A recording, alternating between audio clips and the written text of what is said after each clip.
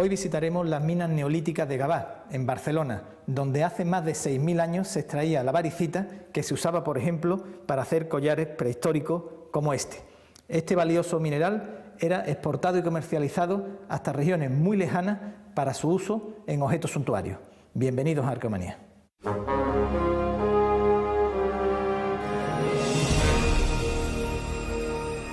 La prehistoria en la península ibérica continúa siendo una frontera, un filón para los investigadores que campaña tras campaña van desentrañando culturas desaparecidas y tiempos confusos, periodos que se solapan en unos límites permeables. Los límites del Neolítico, la edad de la piedra nueva o de la nueva forma de tallar piedra, están todavía por cerrar con exactitud, ya que también dependen de los territorios. Hablamos de un periodo de unos 7.000 años. En algunos lugares, como los Millares en Almería, la llamada Edad del Cobre comenzó mucho antes que en otras zonas, superando el Neolítico. En esta frontera se encuentran, por ejemplo, las pinturas asturianas de Peñatú, con una antigüedad probable de 4.000 años. La mezcla de figuración y abstracción que muestran son quizá un signo de tránsito entre el Neolítico y la Edad del Cobre.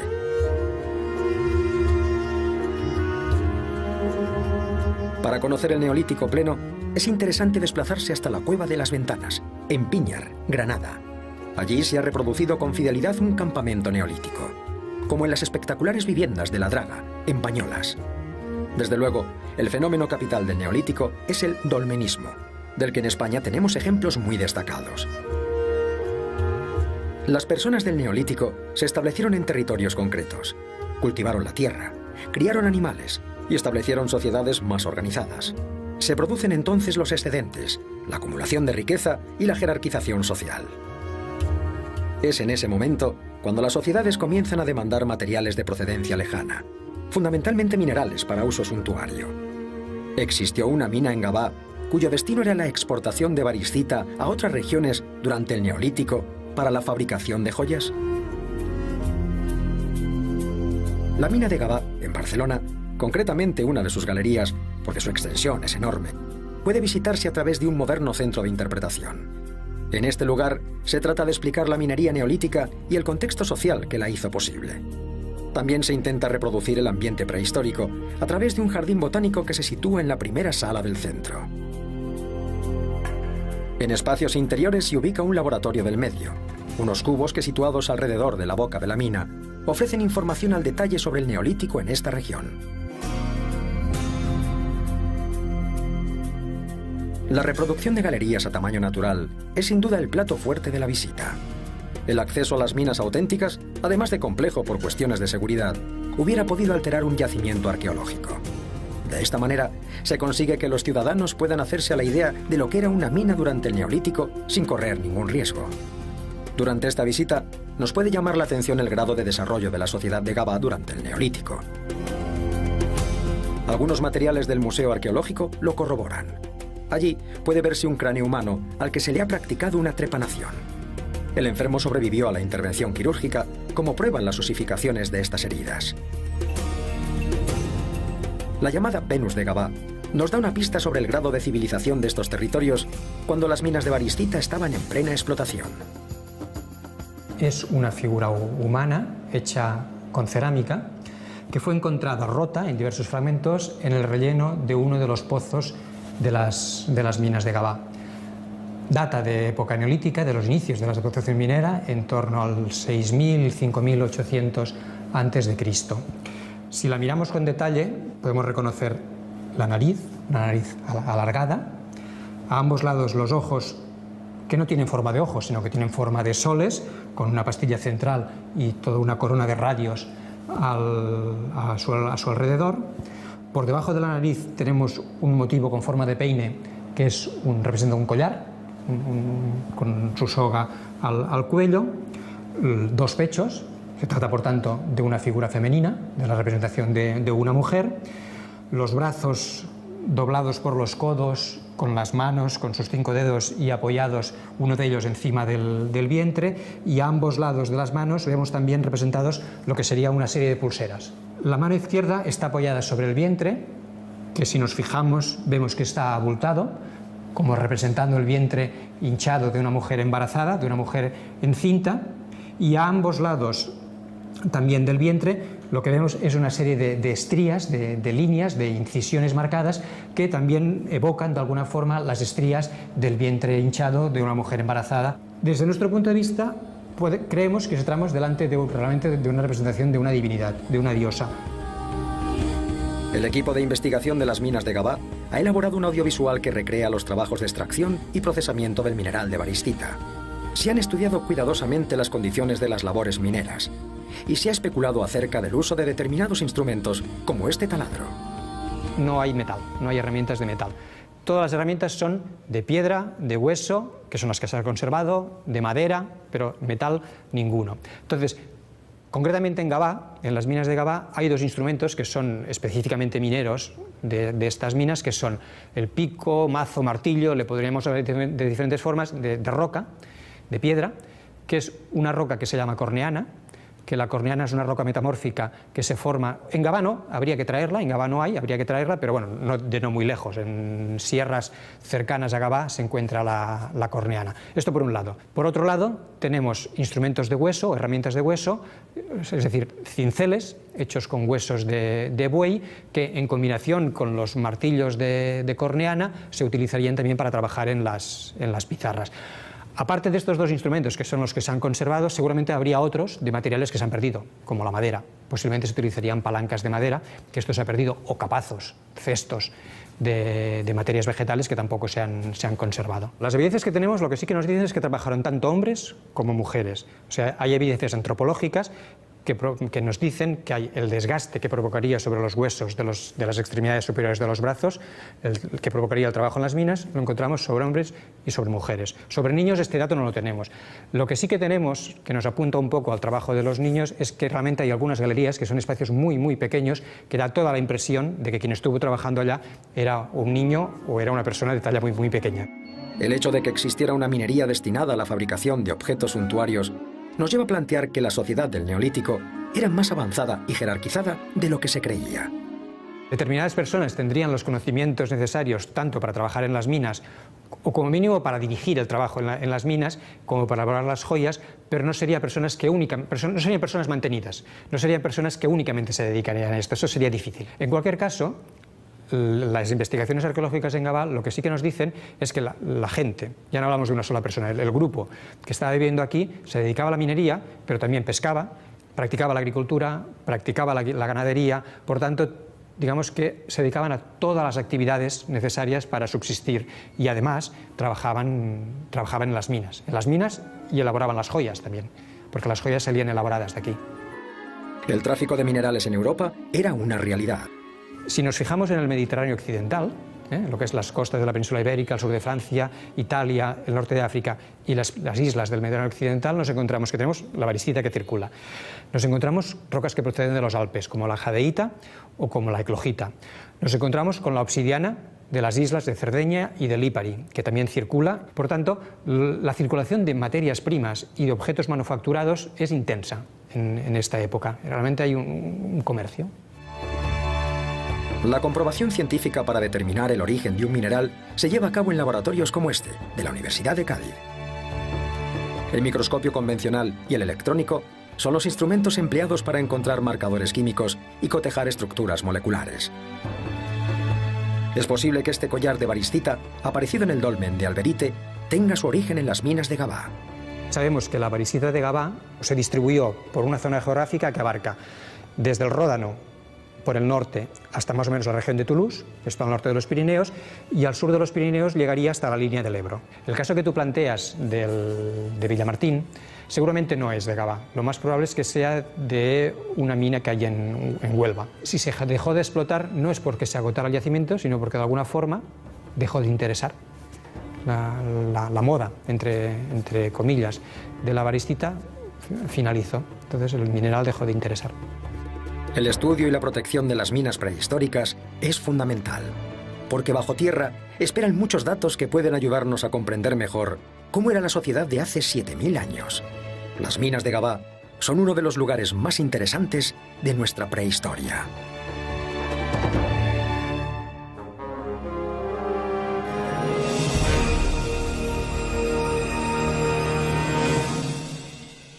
Yo soy una persona curiosa, tengo interés en conocer pues desde el origen del universo hasta cómo nosotros llegamos aquí, ¿no? Entonces, en mi caso concreto, por la relación particular que tuve con mi padre, que ya desde el año 75-76 me implicó en la búsqueda de fósiles y en la búsqueda de nuestros orígenes, pues bueno, pues yo he seguido un poco esta tradición. Concretamente en Europa, que es en el ámbito en el que yo trabajo ahora, pues sería muy interesante saber cuál fue la especie humana que llegó a Europa desde África, o si fueron varias, cuáles fueron, ¿no? Y también si esta primera migración pues fue seguida de otras, o estos primeros homínidos se instalaron aquí, perduraron y evolucionaron en Europa o no. Fundamentalmente ha de ser una persona con gran curiosidad y que aplique con rigor el método científico.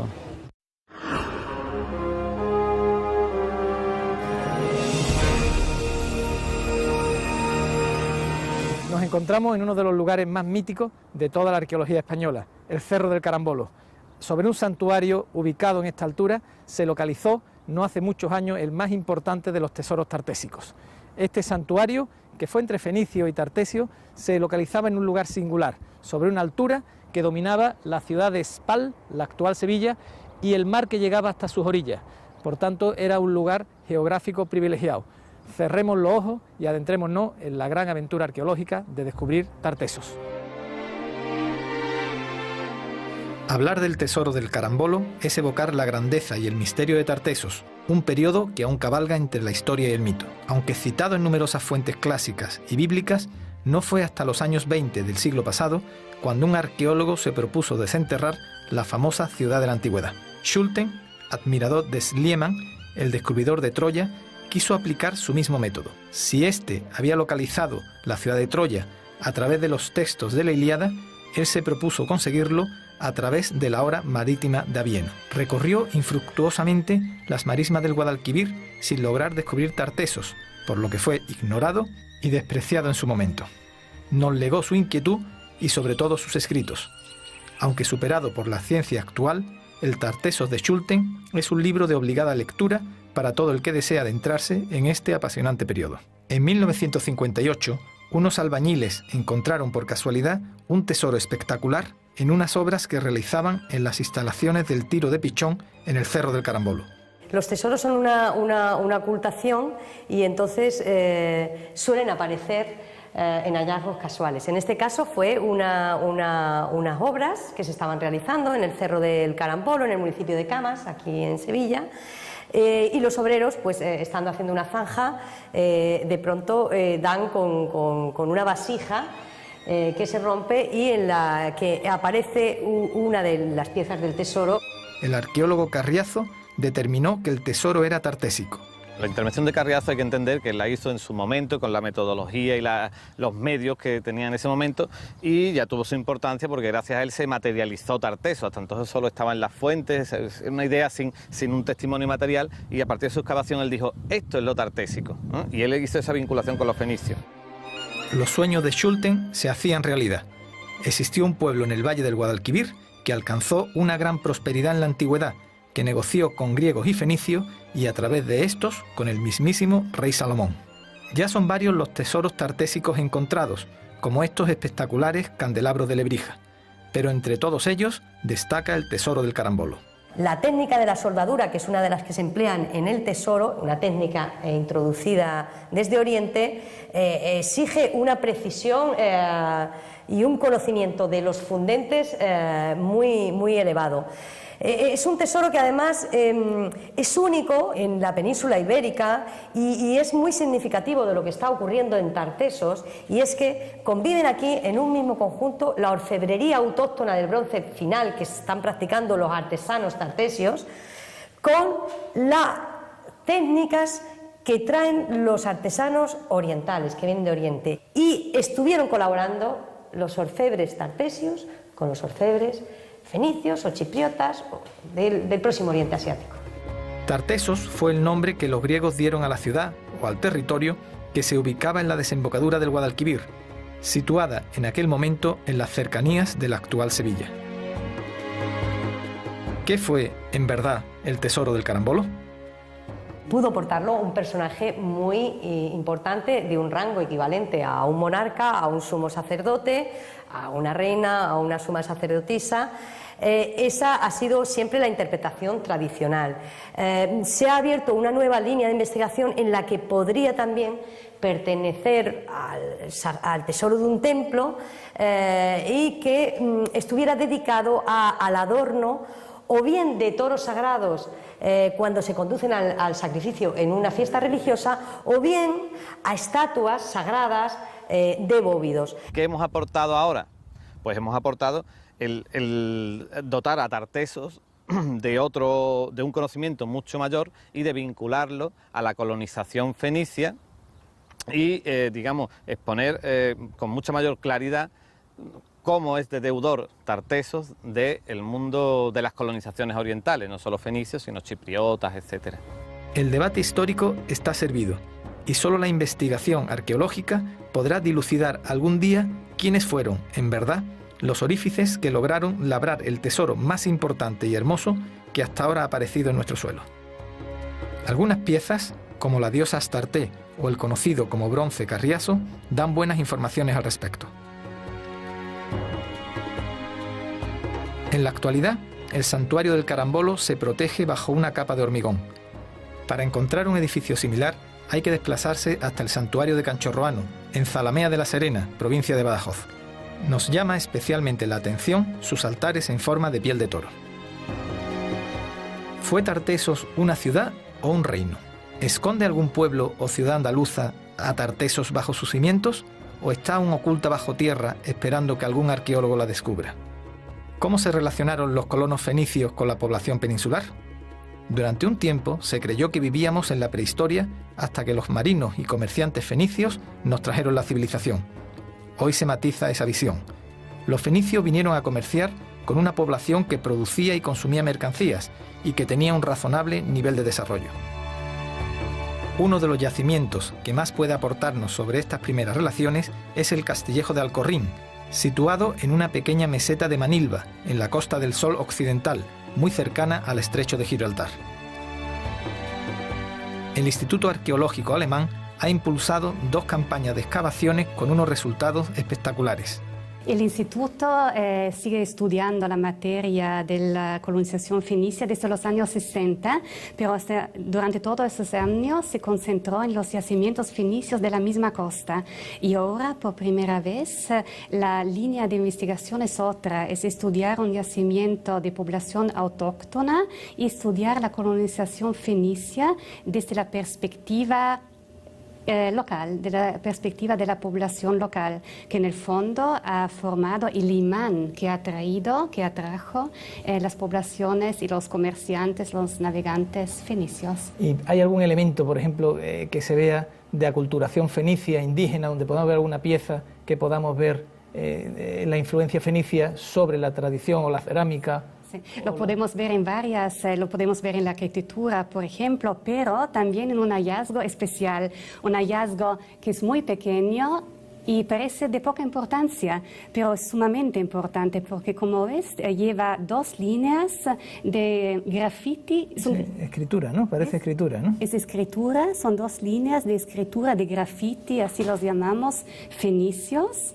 Y lo interesante es que el fenicio que grabó estos graffiti lo hizo antes de la cocción de este vaso. Y el vaso es un vaso de almacenamiento hecho en la tradición local, hecho a mano. Y por lo tanto aquí tenemos un objeto local, indígena, local, con una inscripción fenicia, y es el reflejo perfecto de la integración profunda entre ambas culturas. La ciudad tiene una superficie de 11 hectáreas y se encontraba protegida por una sólida muralla que llegó a tener casi 5 metros de anchura, con amenazadores bastiones que alcanzaron los 11 metros de altura.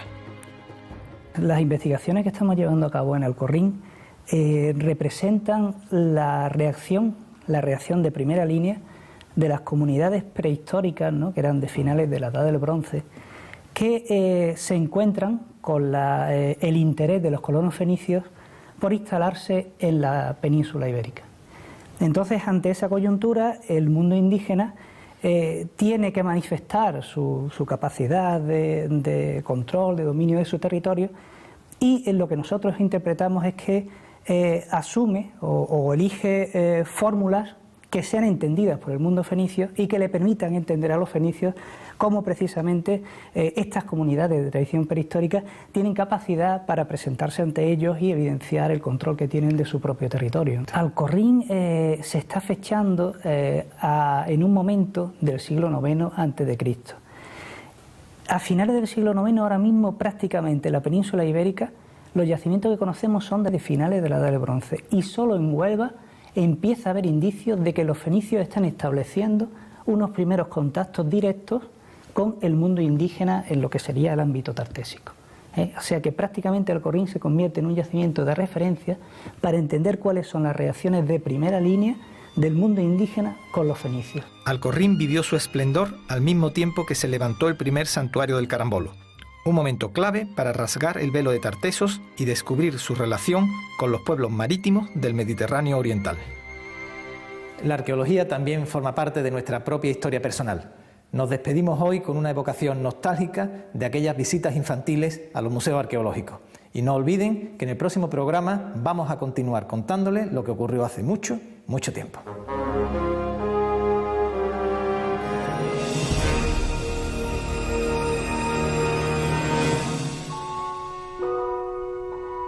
Es el día del silencio, de la calma, del descanso para la mayoría. Las calles se quedan tranquilas. A veces los domingos son grises. Muchos recordarán su infancia como un periodo inmenso, dilatado, de otra naturaleza. Y en esa edad de los sueños y las pesadillas, ¿quién no recuerda una visita a un museo durante una mañana dominical? Lo primero era que había que acudir al centro de la ciudad, un espacio mágico. Porque para la mayoría, que vivía en barrios uniformes y lejanos, desplazarse hasta el centro de su ciudad ya tenía su emoción. Se conquistaba un escenario antiguo, un tiempo perdido. Los museos eran baratos, muchos lo siguen siendo. Se podía pasar toda una mañana de domingo por muy poco dinero, y se veían cosas muy interesantes, casi todas desconocidas. Para un niño la antigüedad era algo que pasó hace demasiado tiempo. No se distinguía muy bien cada periodo, pero en cualquier caso, todas las piezas emanaban una atracción inexplicable. ¿Por qué las estatuas estaban todas rotas? ¿Es que los antiguos no sabían hacerlas bien? ¿Por qué hacían todos los platos de barro? Entonces, alguien explicaba que el paso del tiempo había producido ese deterioro y que hace 1000 años no existían los materiales de ahora. Siempre había muchas tumbas y lápidas. Las tumbas parecían pequeñas. ¿Solo morían los niños? ¿Los antiguos eran todos bajitos? ¿Y aquellas lápidas colgadas de las paredes, por qué no estaban en los cementerios? ¿Tenían cementerios los antiguos? Y la mañana iba pasando entre mármoles. ¿Se había gastado todo el mármol en la antigüedad? Porque ya no se veían apenas cosas hechas de mármol. Las monedas eran muy graciosas. Algunas eran de oro, otras muy negras. Incluso las había cuadradas. Lo que no hacían los antiguos eran billetes. Los billetes eran modernos. Y entonces pensabas que los ricos de hace mucho tiempo tendrían que tener gente que les ayudara a llevar tanta moneda y que los pobres tendrían un saquito como el de Judas. Capítulo especial merecía la cuestión idiomática. Casi todo lo de los museos estaba escrito en latín, que era una lengua muy vieja y muy difícil, que solo hablaban los curas y algunos profesores de los hermanos mayores de los compañeros de colegio. Y luego estaba el árabe. El árabe decían que se leía de derecha a izquierda. Claro, que tampoco se entendía así. Y alguien decía que tal o cual antigüedad era de la época de Almanzón, y ese nombre traía como un eco de pavor. Y todas aquellas caras talladas que parecían dioses. Porque los antiguos creían en los dioses, estaban equivocados, porque Dios solo había uno, pero claro, ellos no lo sabían todavía y se confundían. Aquellos dioses estaban medio desnudos, bueno, las diosas casi siempre. ¿Cómo iba a estar un dios desnudo? También se aprendía la anatomía en los museos, en los cuadros y las esculturas. Claro que con tanto brazo roto uno podía confundirse. Las esculturas parecían tan reales, solo les faltaba hablar y contar su historia. Claro que seguro que hablarían en latín y no se entendería nada. Y así se volvía poco a poco a la vida real tras dejar el museo una mañana de domingo. Pensando en las espadas y los escudos, en las caras de las esculturas, en la extraña paz, en el sosiego que había dentro del museo, en su grandiosidad. Los museos no son meros almacenes. Tienen dentro la llave de la imaginación de los niños. Albergan tantos secretos y complejidades que hacen falta muchos domingos de la infancia para ir respondiendo a algunas preguntas. Por cierto, quizá no haga falta responderlas todas. Quizá, ya de adultos, estas respuestas nos aguardan en aquel museo que visitábamos las mañanas de domingo.